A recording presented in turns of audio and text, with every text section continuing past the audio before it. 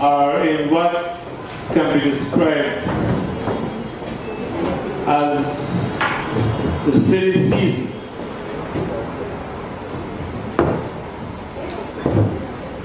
And the absurdity,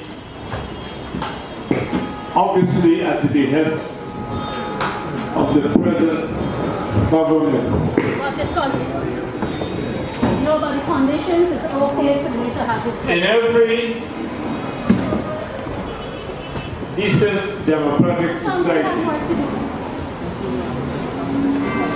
when a public officer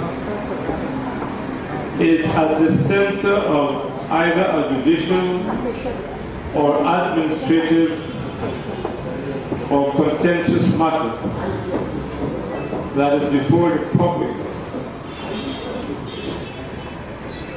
the normal thing to do among decent, civilized citizens is for that officer or officers to voluntarily go on leave. But that is not happening in our case. But instead, we have deceptive statements made in a most bellicose manner that staff members have been paid by checks signed by some person or persons.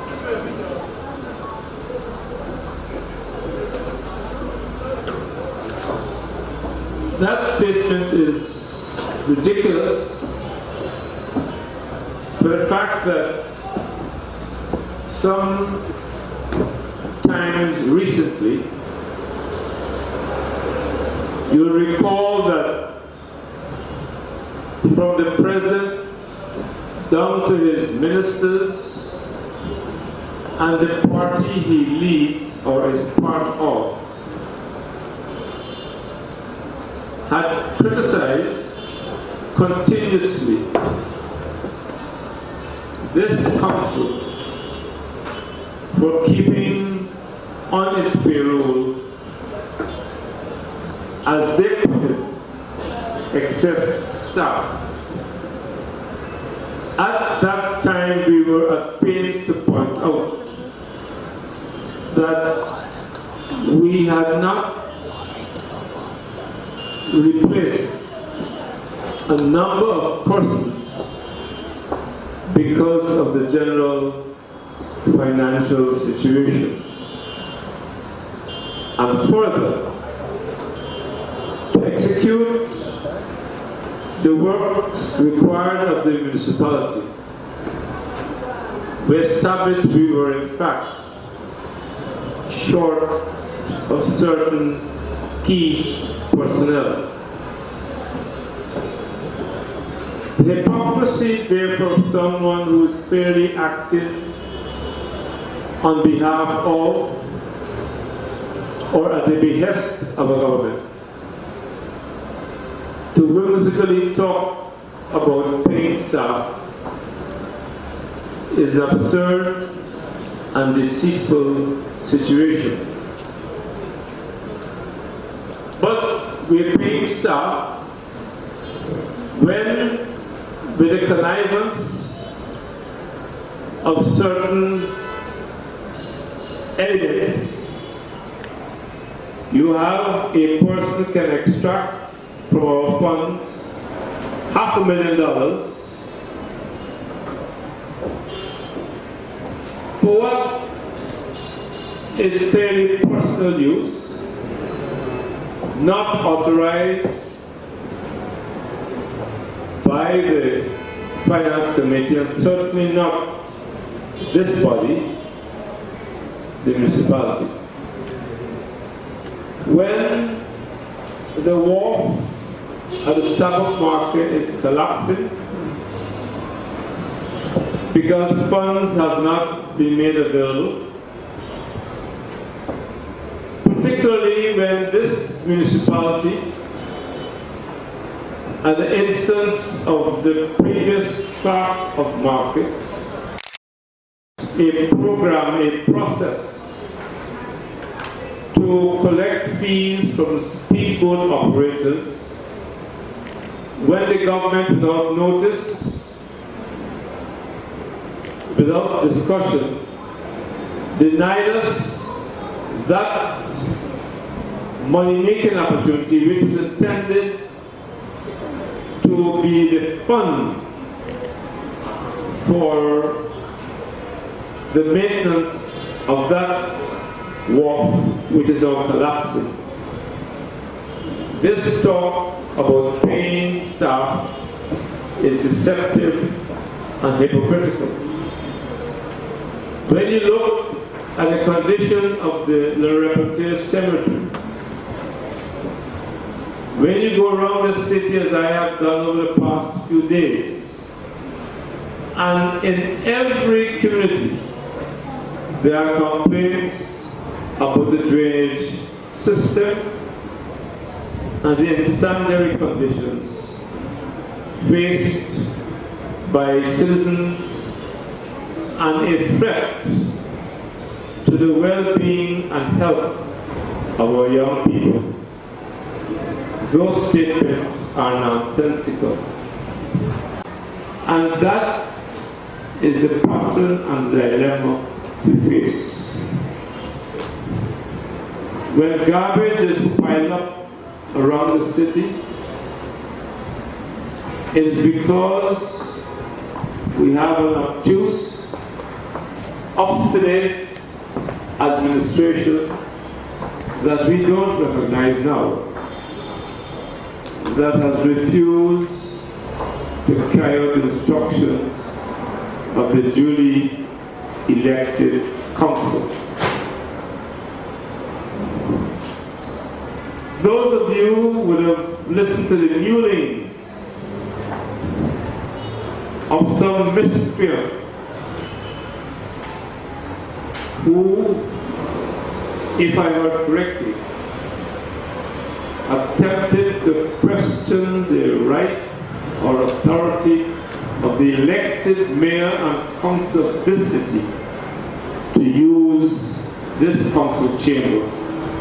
We are clearly dealing with persons who are beyond the scope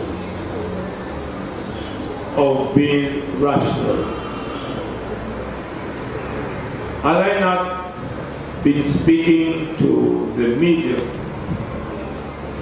I would say clearly we deal with people who may have a few loose screws, but I wouldn't say so, because I believe in being polite and maintaining a certain level of decorum. Those briefly are our remarks. I'm sure that other councils will wish to observe and to let the public know that we ask them to be patient, because we hope that some justice will prevail so that the council and the citizens of this country can have as its chief administrator some person or persons who are rational, willing to observe protocol, respectful, and most of all, qualified. This burden that we are asked to carry available for the public to get in.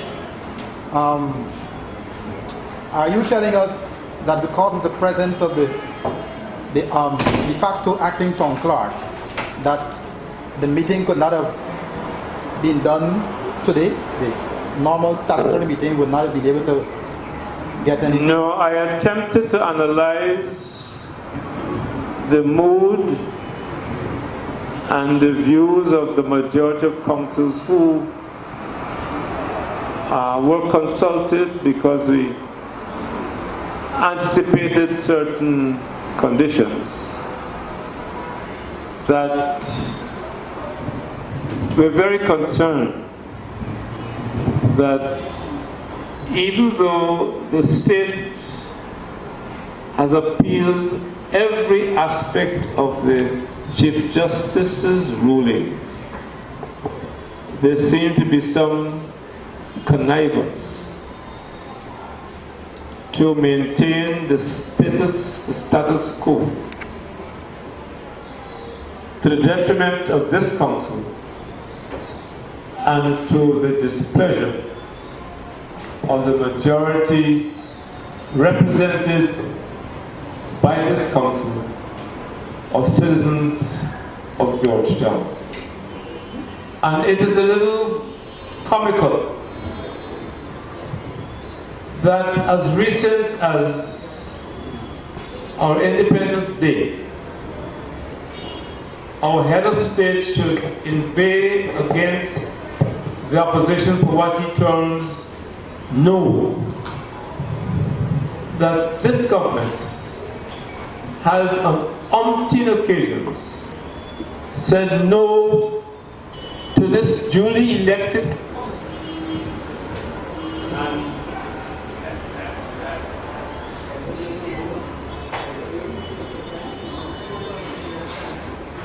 you see, as tonight, somebody's taking up the BSF.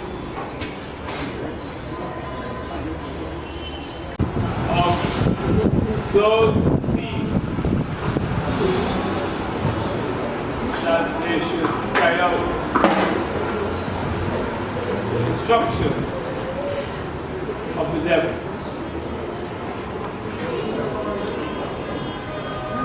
Any other questions?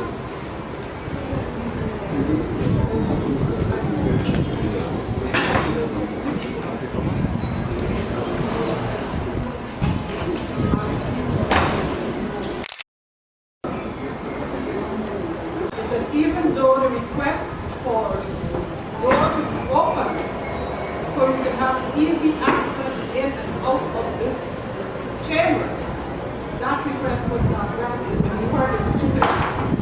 After 2 weeks, the key could not be found, so there was no other effort made. While at the previous press conference, we were told that those locks were being replaced. It is most unfortunate that the persons who dwell within this building do not have the care to ensure that this building is not maintained against any emergency. At the last statutory meeting, there was a bomb scare. As I came into statutory meeting today, there were shady characters both outside and inside the building, which has over a period of time caused all councillors and some staff members to be fearful of their lives. We will not be intimidated by those members. All we wanted to ensure that in case of an emergency today, that all doors were open and the effectiveness of doors is still down. This building is a public building. Statutory meetings are public. All members of the public are invited to the meeting and ought to have access to and from this meeting as they so desire. And at the same time, you will have heard one Ms. Carol Supersing, this building, she has declared it unsafe for security reasons. I don't know if she's in my team. And so therefore, she has refused to bring the register forward so that the list of councillors who came present to ensure that a statutory meeting is being held and it was declared a statutory meeting. She did that issues by declaring the building is unsafe.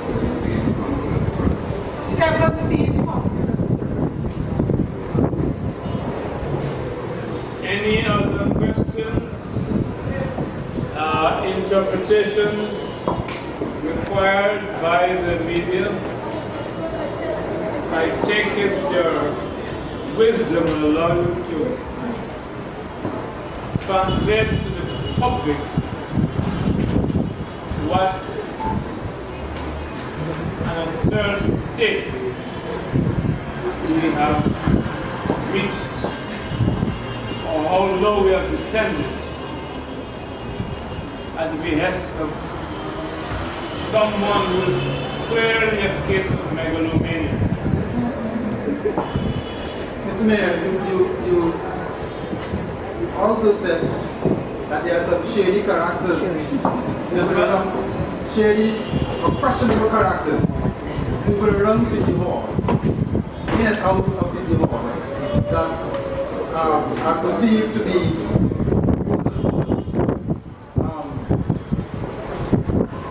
criminals, who are in criminal activities that are in City Hall. Is the council not concerned about, is there anything that the council will do to prevent these persons from coming into City Hall, knowing the kind of persons they are, for the safety of the councillors and the whole? We have initially, as recent as this morning, asked the chief constable to take cognizance of those facts and to take appropriate action. I will say no more on this matter, since it's a matter of concern to us, and it is apparent that that intervention is part of a wider scheme to distract us from our duties and to make this council, duly elected, impotent. But that will not happen, because we are on the side of righteousness, justice, and we intend to achieve some level of decency. Even though, as has happened in human history, you have those miscreants, those Judases, but Christ has to deal with it. So why shouldn't we?